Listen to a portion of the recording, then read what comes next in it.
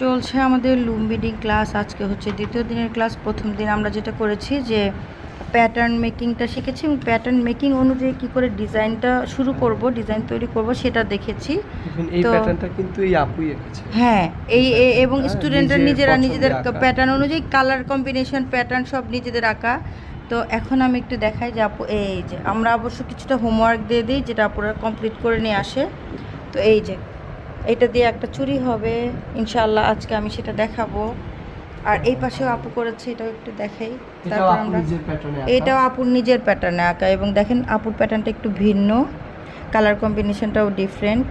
আপু যেটা করেছে দুইটা বড় বরফি, মাঝখানে 3টা বা 4টা ছোট বরফি করেছে, মানে ডায়মন্ড শেপটা। তো এটা আপুর প্যাটার্ন অনুযায়ী করেছে।